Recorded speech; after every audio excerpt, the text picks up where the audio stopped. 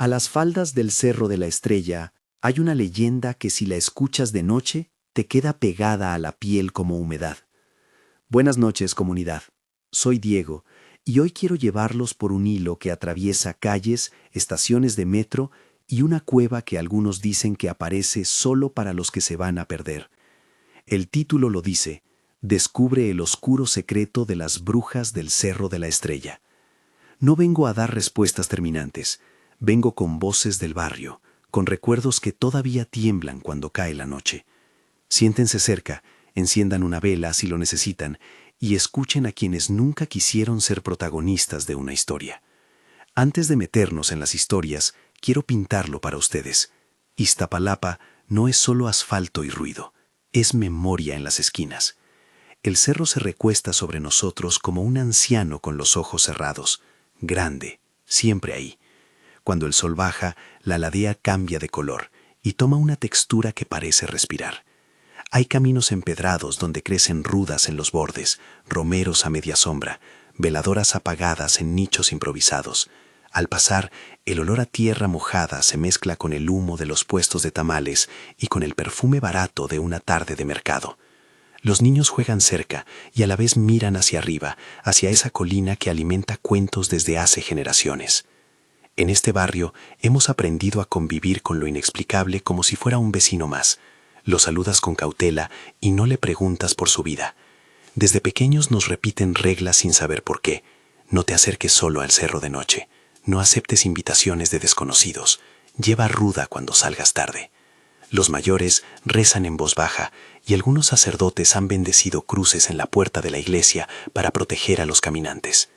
Pero más que rezos, hay prácticas cotidianas, sencillas y respetuosas. Ramos de romero colgados en los espejos de los coches, paquetitos de ruda guardados en bolsillos y las manos arrugadas de las abuelas que aprietan rosarios con la misma fuerza que apretaban las manos de sus hijos hace décadas. Son gestos que no se ven en los mapas, pero se sienten cuando la noche hace de las suyas. Ahí se mezclan mitos que circulan tambaleantes, taxistas borrachos que juran haber visto sombras en la carretera, niños que aseguran que una mujer vestida de negro se aparece en la esquina y llama con los dedos, señoras que no bajan del transporte público si sienten un frío raro en el pecho. Cada relato es una hebra más en esa telaraña que llamamos secreto del cerro. Y aunque algunos de esos cuentos suenen exagerados, hay algo que conecta a la mayoría. La figura femenina, muchas veces descrita como una bruja, no camina sobre el suelo, parece flotar. Sus brazos, dicen, están extendidos como si ofreciera ayuda, o peor, como si midiera cuánto se llevaría consigo. Letras y advertencias, no te dejes ver, circulan como lema, repetidas en mercados, en tienditas, en fiestas de colonia. Escuchen esto. Cuando yo era niño, me decían que la bruja se llevaba a la gente que quería olvidar. No recuerdo si esa idea vino de algún adulto preocupado o de una película vieja que vi a escondidas. Lo cierto es que, con el tiempo, esas historias dejaron de ser cuentos para ser estrategias de supervivencia. Se convierten en avisos. No salgas con el corazón abierto. No te fíes de las sonrisas a medianoche. Y aunque suene duro, esas frases se dicen con cariño. Como quien te protege de algo que no puede explicar. Si esta conversación te está llegando, si tienes una historia parecida, o conoces a alguien que vive con miedo a la caída del sol, quédate hasta después de la primera historia. Y si quieres, comparte tu testimonio. Lo recibimos con respeto. Suscríbete si quieres que sigamos reuniendo voces del barrio. Ahora sí, permítanme contarles lo que me contó mi primo Iván, porque lo que vivió cambió la manera en que muchos miramos al cerro. Iván no es de cuentos. Es tipo de persona que trabaja de día y a la noche juega fútbol con los mismos cuas todavía no despierta. Volvió a casa después de una pachanga. Luces bajas, música que se escurría por las ventanas y muchos saludos en la puerta. Iba solo en su coche, por la ruta de siempre, con la radio a un volumen que era más compañía que sonido. Cerca ya del cerro, la calle donde solía pasar estaba cerrada. Una presencia policial extraordinaria. Una patrulla, un par de conos, y la voz de alguna gente que ordenaba desvíos. Iván, en lugar de dar la vuelta por la avenida principal, se metió por un callejón que todos en el barrio evitaban, porque estaba mal iluminado y lleno de charcos. «Es que quería llegar rápido», me dijo. «No pensé que fuera a tardar tanto». La noche era densa, sin luna. El asfalto olía a llovizna antigua y a humo de leña. Las casas tenían las cortinas corridas, y las luces de las callejuelas eran como ojos parpadeantes, inseguros. Mientras avanzaba, sintió una vibración extraña en el coche. Nada que el motor no pudiera explicar, pero su instinto le dijo que mirara al techo. Fue un gesto casi compulsivo. La cabeza le dio la vuelta hacia el parabrisas, y allí, flotando unos dedos por encima del capó, apareció una figura. No caminaba, parecía deslizarse. Era una mujer de rostro pálido, con el cabello como si fuera de hilo de plata enmarañado, y una túnica negra que no terminaba de obedecer la gravedad. Sus brazos estaban extendidos hacia adelante, como si intentara medir la distancia o como si jugara a tocar la garganta de alguien. No tenía expresión, o tenía todas a la vez. Burla, desafío, un cansancio viejo que no se puede fingir. Iván apretó el volante. La figura pasó sobre el coche sin tocarlo. No hubo ruido salvo un susurro que el vidrio no devolvió. Por un segundo, el tiempo se detuvo. El mundo reducido a la respiración de un hombre dentro de un auto y algo que cruzaba sobre su vida. Cuando la figura desapareció en la penumbra, Iván sintió algo frío en la nuca, como si una mano invisible le hubiera rozado la piel. Caminó unos metros más con la mirada fija en el espejo retrovisor, esperando encontrar al menos la sombra de un cuerpo que se alejara. Pero no hubo nada. Solo la noche, la ruda en los macetones y un silencio que pesaba. Al llegar a su casa, no contó la historia de inmediato. La guardó para el taller, para las noches de parche con los amigos. Pero algo cambió en él. Noches sin dormir, miradas perdidas cuando pasaba por la loma, un gesto de sobresalto cada vez que una sombra se pegaba a la pared. «No es que crea en brujas», me dijo en un tono que ni él entendía del todo, pero desde esa noche siento que algo me midió. Sus manos, acostumbradas a la grasa y al metal, temblaban antes de encender las herramientas. Le costó volver a confiar en la oscuridad del barrio. La noticia se regó rápido, como siempre. En la tiendita de la esquina, el muchacho que vende refrescos comentó que la noche anterior había visto a un taxista borracho que repetía sin cesar: «No me suban, no me suban, las brujas suben los cuerpos». Nadie le dio crédito, todos sonreímos corteses y seguíamos con lo nuestro. Pero los niños ya no jugaban cerca del callejón. Las madres cambiaron de ruta para llevar a los chicos a la escuela. Las abuelas, al enterarse, ataron ramos de ruda en las huertas. No se trataba de superstición, o sí, sino de una política de cuidado compartido, que en este barrio se aprende antes que cualquier otra cosa. Lo que me contó Iván tenía algo más que la simple visión, lo pertinaz de la secuela. Era como si algo hubiera dejado una marca que no se lee en la piel, pero sí en el día a día. Su sueño se volvió frágil, y cuando era capaz de dormir, despertaba con la sensación de que alguien le había pasado la mano por la cara. Le pidió a su hermano que lo acompañara a dejar el coche en el taller por la mañana, y mientras tanto, el barrio habló. Algunos dijeron que veía mejor en las noches sin luna, otros que a veces las figuras se confunden con mujeres que han sufrido mucho y siguen caminando con rabia. Un vecino más mayor, que conoce al cerro desde joven, comentó que la bruja del pueblo no siempre busca hacer daño.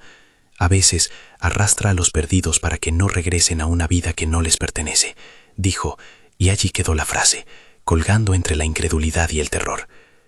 En estas historias hay un elemento que siempre vuelve, la postura de los brazos. Las describen extendidas, no en señal de cercanía, sino como probando el aire, buscando la medida del que pasa. Es un gesto que revuelve más que un grito, porque implica elección. La entidad parece decidir a quién acercarse y a quién ignorar. Y esa sensación de selección es la que más preocupa a quienes se quedan para contar. ¿Qué eliges ser en la mirada de la loma? ¿Quién se queda y quién se va? Hubo un rumor también de alguien que vio un muñeco en el metro, pero ya llegaremos a eso. Por ahora vuelvo con Iván. Después de semanas sin poder dormir, una tarde decidió ir a la parroquia. No porque creyera que ahí hallarían respuestas, sino porque necesitaba que alguien pusiera la palma sobre su frente. El padre del templo lo recibió con la calma de quien ha escuchado 1000 historias imposibles y aún así ofrece compañía. Le dio un rosario, le habló de oraciones sencillas y de no permitir que el miedo se convierta en cárcel. Otros le recomendaron ruda y romero.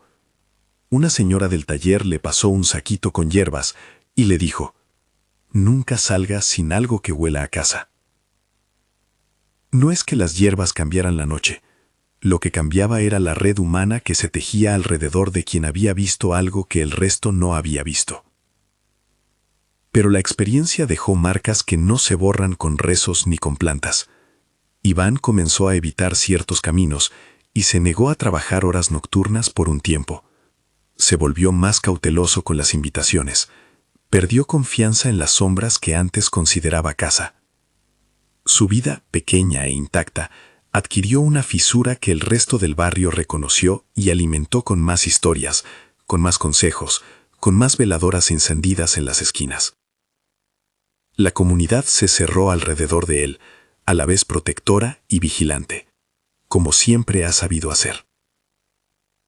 Lo que me contó mi primo encendió una chispa en el barrio, la idea de que el cerro no solo alberga historias viejas, sino que sigue actuando. Algunas voces, sin buscar espantar, decían que no era cuestión de creer o no creer, sino de aprender a no exponerse. Otros, con menos miedo, señalaron que la figura no dañó a Iván físicamente. Pasó y se fue.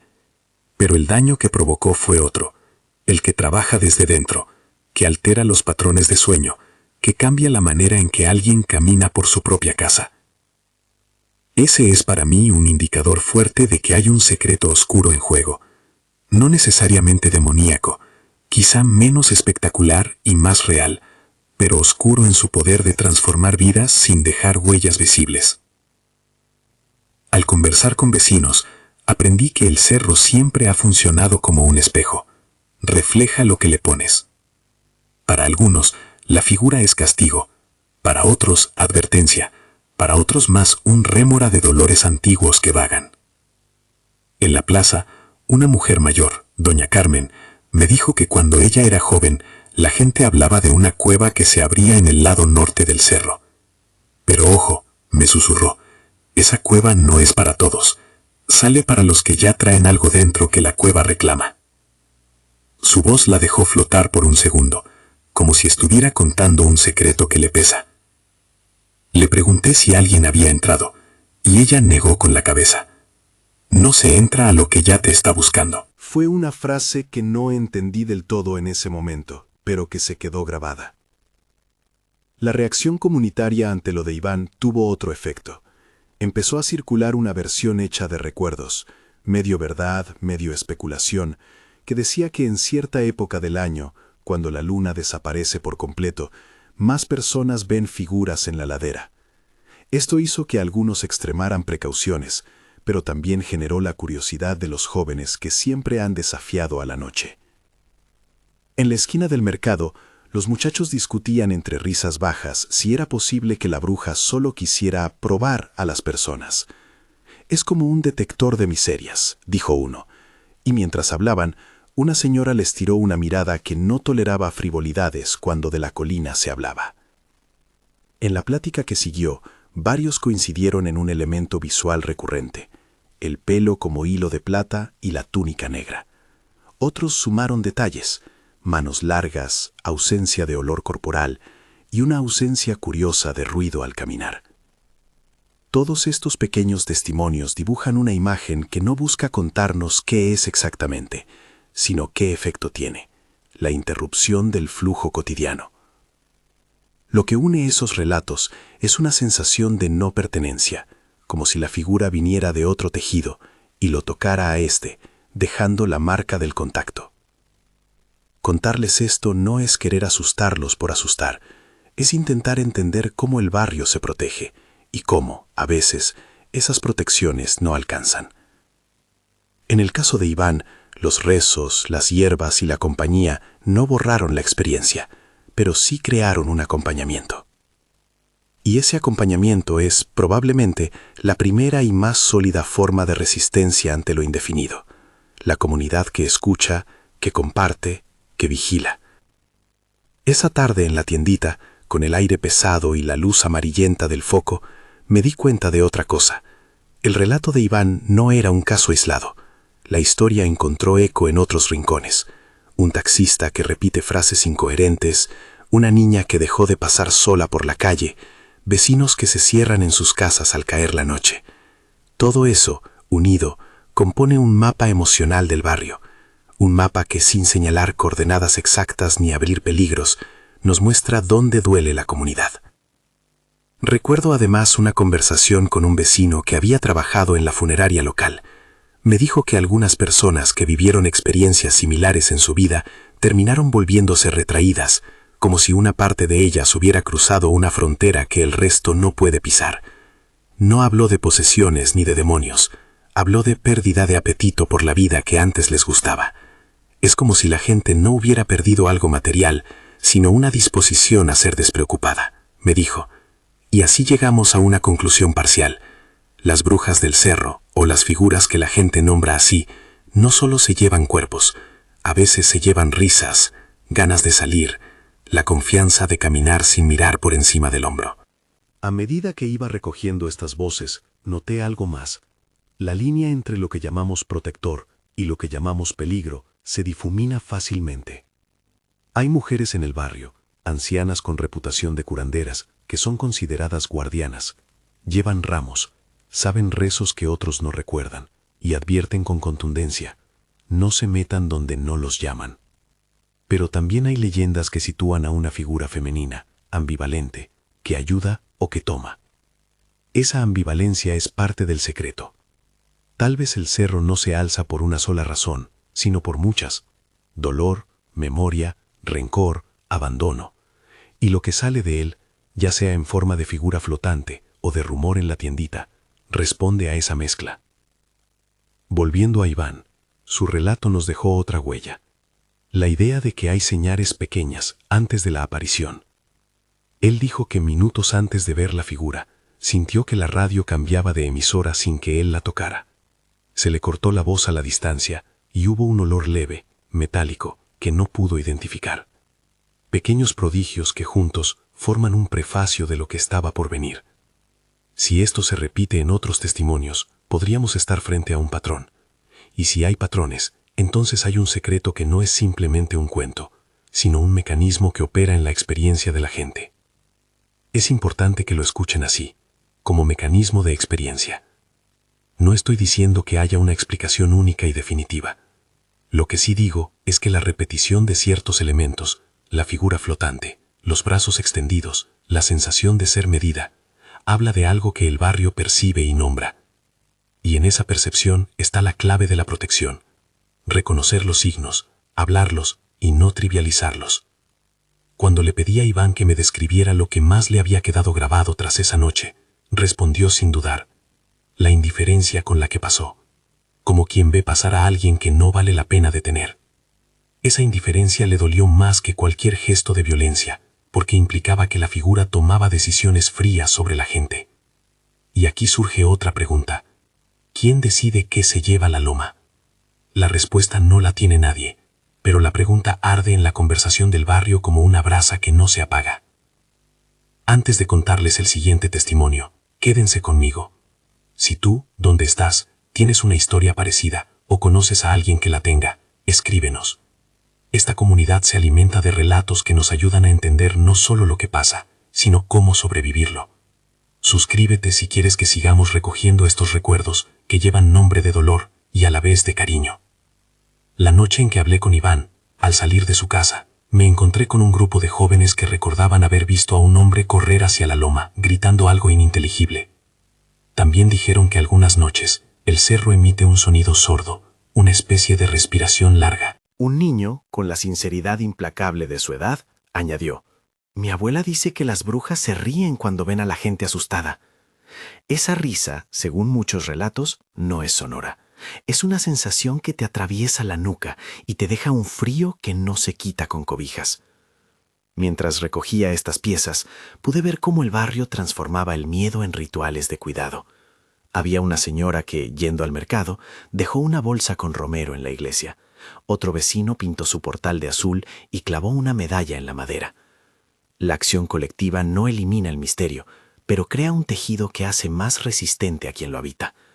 En ese tejido anidan las historias que voy a seguir compartiendo, porque el secreto del cerro no es un secreto de una sola persona. Es un secreto que pertenece a todos nosotros y que solo entre todos podemos intentar entender. Y es aquí, justo cuando parecía que entendíamos la naturaleza del miedo, que aparece otra voz, con otra escena distinta, una historia que ocurrió en el metro, con 3 mujeres y un bebé de trapo. Pero antes de entrar en eso, quiero que se lleven esta imagen conmigo. La noche, un coche, una figura flotando sobre el capó, y un barrio que, con paciencia y temor, empieza a hablar en voz alta para no quedar solo con sus preguntas. Esa imagen es una pieza del mapa. Hay más piezas por venir, y algunas de ellas encajarán de maneras que no esperamos. El vagón del metro esa noche parecía un cuerpo hueco que solo respiraba cuando alguien subía o bajaba. Javi me contó que había salido tarde de la universidad con un libro en la mano y la intención de leer unos capítulos antes de llegar a su parada. No era fanático de las historias del cerro. De hecho, nunca se sintió cómodo con las advertencias de su mamá sobre no mirar a las colinas cuando anochecía.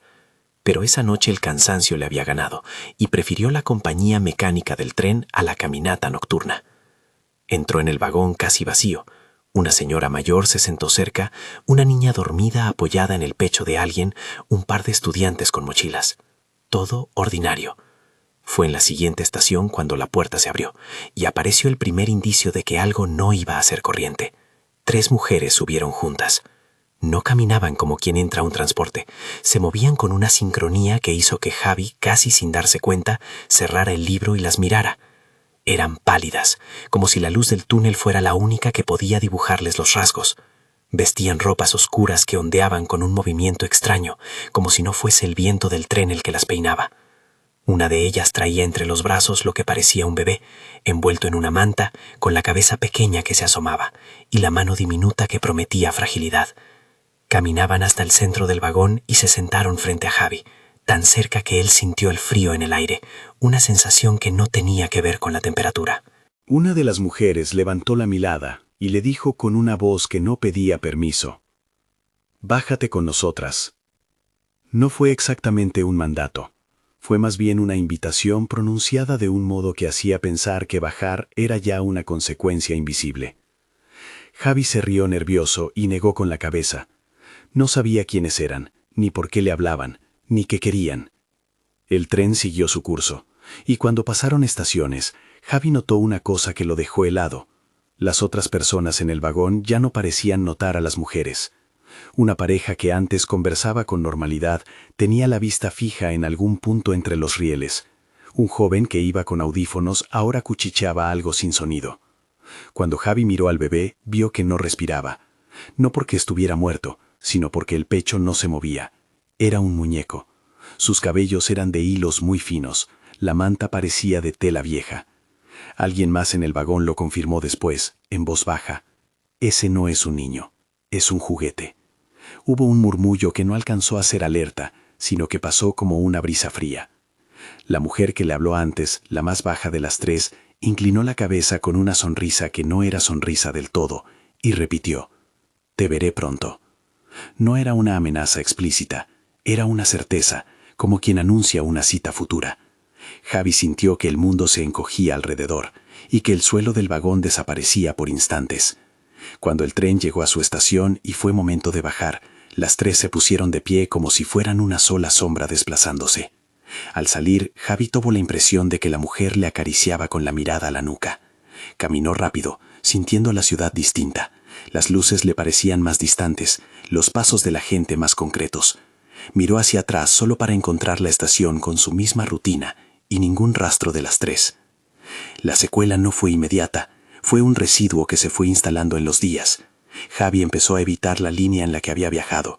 Tomaba rutas más largas, pagaba taxis a altas horas, y se le irritó la respiración cuando veía a alguien con una chamarra oscura en el andén. Sus amigos pensaban que exageraba. «Eres un hipocondríaco de lo paranormal», le dijo uno bromeando. pero la broma se disolvía cuando él describía la sensación de haber sido elegido, o al menos observado con intención.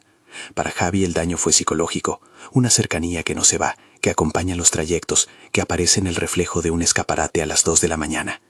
En el barrio, poco a poco, la historia se reprodujo con variantes. Unas decían que las mujeres del metro eran señoras que habían salido de casa para pedir limosna y habían sido sustituidas por sombras. Otras sostenían que la muñeca era un objeto de prueba, un símbolo que las entidades llevan para tantear. Un anciano en la esquina del mercado comentó que en otra época se usaba contar a la gente que iba sola por la noche. No te subas a la intención de una voz dulce. La voz del anciano no era literatura. Era consejo curtido por años de hablar con vecinos asustados. Y así, el suceso de Javi pasó de anécdota urbana a advertencia. No te fíes de los gestos suaves en un vagón vacío, y si alguien te invita con voz tibia, sigue tu camino. Lo más inquietante llegó con los relatos cruzados. Una mujer que trabaja al final de la línea juró que las había visto bajar en cierta estación, donde, según dicen, ocurren cosas indómitas. Otros afirmaron que allí, una vez, alguien vio a las 3 caminando fuera del metro, deslizándose sin tocar la banqueta, como si la ciudad fuera una cortina que no los retuviera. Ninguna policía elaboró reporte relevante. No había pruebas materiales. Solo estaban las conversaciones en la tiendita, las madres que apuraban a sus hijos en las escaleras del subterráneo, y la sensación de que una parte ordinaria de la vida pública podía albergar encuentros tan personales y desconcertantes como el de Javi. Entre vecinos se habló también de cómo el miedo se traduce en cuidado. Algunas personas comenzaron a tomar el hábito de viajar acompañadas en horas nocturnas. Otras prendieron veladoras en mochilas o se armaron con una medalla en la solapa. No quiero decir que estas medidas fueran lógicas o eficaces en términos racionales. Lo que sí señalaron es la necesidad de sentir una ordenación frente al caos de lo inexplicable. De la nada, el metro se convirtió en otra postal del cerro, una frontera donde lo cotidiano y lo improbable se rozan. Y ahora llegamos al relato que algunos en el barrio consideraban el más peligroso de todos, porque no pasaba en un vagón, ni sobre un capó de coche. Pasaba, dijeron, en la dimensión del espíritu. Mariana, una mujer de voz suave y memoria precisa, me narró lo que sucedió con su abuela, doña Lupita, y que de algún modo conectó Veracruz con Iztapalapa. Mariana habló con cautela, como si tocara que el recuerdo pudiera desatar algo más. Me contó que su familia tenía una costumbre antigua, un grupo de mujeres que, cuando la enfermedad o la pena golpeaban a alguien, se reunían para orar y acompañar a la persona en la enfermedad. Eran oraciones que no buscaban espectáculo, eran la manera en que una comunidad sostenía a otra. Una vez, explicaba Mariana, doña Lupita cayó en un estado que llamaban ir más allá. No era trance bochornoso ni histriónico, era una postura antigua, de ojos en blanco y manos que tejen aire. En esa situación, contaron, algunas de ellas podían viajar en espíritu para visitar lugares o interceder por almas. La geografía del barrio conoce estas prácticas. Hay quienes creen que el cuerpo puede quedarse en la silla mientras la conciencia recorre caminos que el cuerpo no transita. Lo que sucedió fue que durante una de esas vigilias, doña Lupita dijo que la estaban llamando desde la loma de Iztapalapa. Su grupo, siguiendo la tradición, colocó manos sobre su frente, rezó y dejó que ella se fuera. No se trata de aplaudir lo sobrenatural, se trata de entender lo que la gente hace cuando el dolor exige más que palabras. Mariana relató que en su viaje espiritual, según lo contó doña Lupita cuando volvió, todo era negro y denso. Caminó por un túnel de tierra y escuchó un murmullo que no le pertenecía. Luego de pronto, la oscuridad se abrió en una especie de cámara donde había mujeres errantes. Estas mujeres corrían, a su modo, con la intención de rodear a quien llegaba. No avanzaban como las personas de la plaza, sino como corrientes.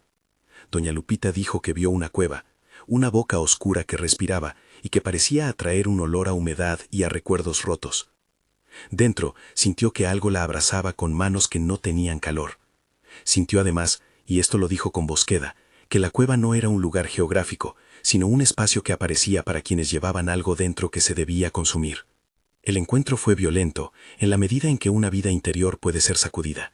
Doña Lupita sufrió rasguños en los brazos al volver, marcas leves, no literales mutilaciones. Tenía también un temblor que no se calmaba con té ni reposo. A partir de ese día, la anciana empezó a envejecer de manera más abrupta. Recuerdos que antes estaban presentes se volvían difusos. Algunas de las mujeres del grupo señalaron que la experiencia había dejado una huella no solo en su cuerpo, sino en su memoria. Días después, otra guardiana del círculo enfermó y falleció. Los vecinos, que conocían y respetaban a esas mujeres por años de compañía en funerales y bautizos, se sintieron golpeados por una acumulación de pérdidas que parecían enlazadas a esas visitas espirituales.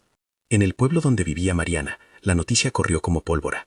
No vaya la gente a meterse con viajes espirituales si no están preparados.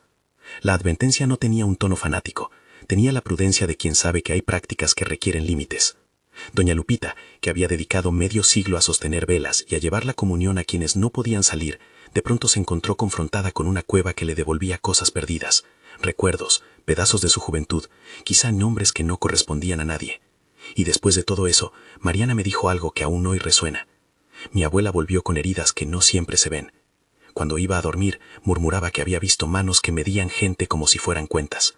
Palabras que regresan a la misma imagen: medir, elegir. En la comunidad se multiplicaron las preguntas. ¿Cómo puede un viaje espiritual terminar en daño físico? ¿Qué responsabilidad tienen los que acompañan? No hay respuestas sencillas. Lo que sí hay son prácticas que la gente ofrece. Algunos llaman al sacerdote para bendecir a la familia. Otros encienden veladoras y piden que el nombre de la enferma sea protegido. Otros buscan a mujeres mayores que conocen rezos que al borde del mito se han convertido en escudo. En los encuentros que tuve con quienes rodeaban a Mariana, surgía siempre el mismo sentimiento. La sensación de que el cerro reclama a quien trae una deuda fuerte, algo que ya no pertenece a la vida cotidiana y que la ladera, por alguna lógica que no entendemos, devuelve en forma de riesgo. Entre las voces que escuché, hubo también una advertencia que me dejó pensativo. Una mujer que de joven había sido señalada como curandera dijo que existía una cueva verdadera y muchas cuevas figuradas.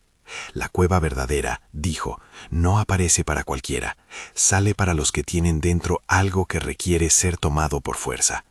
La curandera, sin dramatizar, señaló a doña Lupita como ejemplo de una persona de servicio que, sin buscar protagonismo, se expuso a una frontera que se abrió para ella.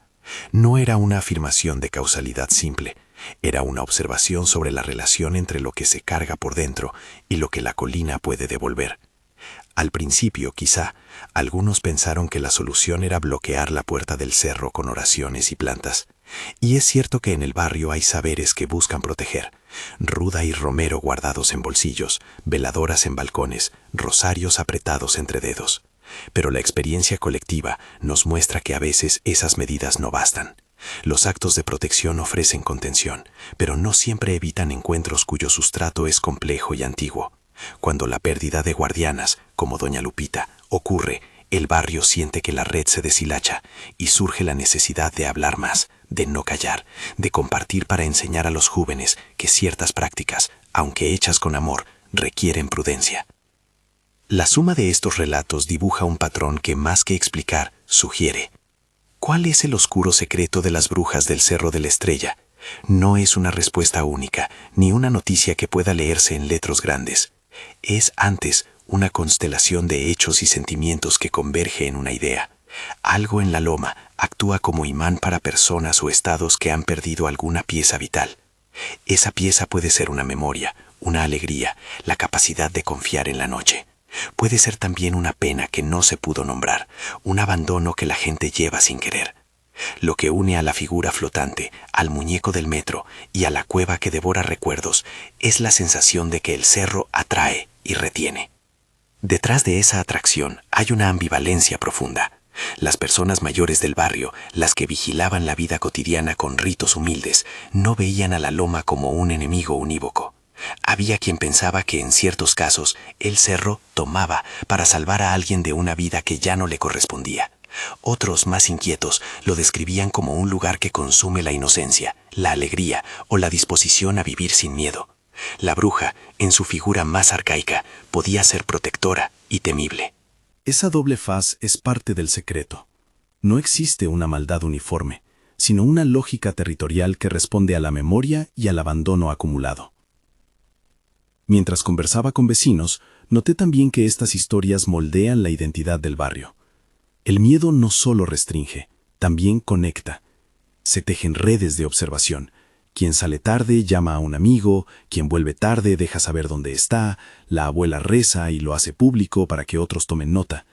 Hay una especie de civismo de la superstición que cumple una función social, mantener la noche menos libre para lo temible y más organizada para la vida. La comunidad, en ese sentido, actúa como guardiana frente a lo que la loma pueda soltar. Pero no todo es protección por miedo. Hay también una narrativa de memoria y cuidado. Al contar estos hechos, la gente no solo se defiende, recuerda a los que partieron, honra a las mujeres que murieron y preserva nombres. Doña Lupita dejó de juntar historias de otros y se convirtió ella misma en una historia que el barrio cuenta para advertir y para cuidar. Iván, con su coche y su insomnio, es recordado en la tiendita por su alarma prudente. Javi, con su viaje en metro, es un testigo que aprendió a caminar con más ruido. Cada relato se guarda como enseñanza, y esa enseñanza es el modo en que el barrio resiste la posibilidad de que la loma se convierta en un agujero que devore sin memoria. Llegados a este punto es justo decir que no pretendemos dar respuestas definitivas. No estoy aquí para afirmar que existe una cueva literal que se abre cada luna nueva, ni para decir que las mujeres del metro son fantasmas en carne y hueso. Lo que sí ofrezco es un mapa emocional, un conjunto de señales que los vecinos perciben y que al repetirse construyan un relato colectivo. El secreto oscuro no es una verdad única, es más bien una pauta que podemos reconocer en las historias, la atracción hacia lo que duele, la selección de quienes cargan algo, la huella que queda en quienes vuelven malparados. Antes de cerrar, quiero insistir en algo esencial. Estas historias no deben servir para convertir a la colina en un atractivo morboso ni en una ruta de osadía. Nunca es prudente ir en busca de la cueva, ni intentar replicar viajes espirituales sin la guía de quienes saben. La curiosidad humana es poderosa, y muchas veces nos lleva a lugares que no podemos sostener. Respetar los límites del cerro y las advertencias de las abuelas no es una renuncia a la valentía. Es una forma de amor hacia la comunidad que nos ha enseñado que la preservación colectiva muchas veces es más valiosa que la hazaña individual. El secreto también nos obliga a pensar en la justicia social. El Cerro de la Estrella no es solo escenario de historias, es una ladera con pobreza, con abandono de servicios, con nostalgias y rencores acumulados. Quizá parte de lo que sale de la loma es lo que la ciudad ha dejado sin resolver.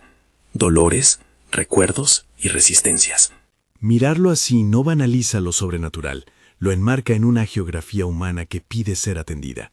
A ustedes, comunidad, les digo, sigamos contando, no para alimentar el miedo, sino para construir un archivo que ayude a quienes vienen detrás a saber cómo cuidarse. Las historias que nos compartan no serán usadas para el espectáculo, serán recibidas con respeto y con la intención de sostener a los que las viven. Si tienes algo que decir, escríbenos. Cada relato es un testimonio que fortalece la red y que en algún momento puede salvar a alguien de perder más que la noche. Para terminar, volvamos al propósito que trajo este episodio. Descubre el oscuro secreto de las brujas del Cerro de la Estrella. No hemos descubierto un monstruo único y concreto. Lo que hemos desvelado es un patrón que atraviesa encuentros dispares. Figuras que flotan midiendo a las personas, muñecos que distraen en el metro, cuevas que aparecen en viajes del espíritu. Ese patrón nos dice algo sobre la forma en que la loma interactúa con la vida humana. Atrae lo que duele, retiene lo que abandonamos y a veces devuelve fragmentos que nadie pidió perder. Conocer eso es en sí una forma de descubrimiento. No es una solución, pero es una advertencia y a la vez una invitación a cuidarnos. Antes de despedirnos, les agradezco por su atención y por ser parte de esta comunidad que escucha y protege. Si quieres que sigamos reuniendo voces como estas, si quieres que preservemos relatos que a veces se pierden en el rumor, acompáñanos, suscríbete al canal y comparte este episodio con alguien que valore las historias del barrio.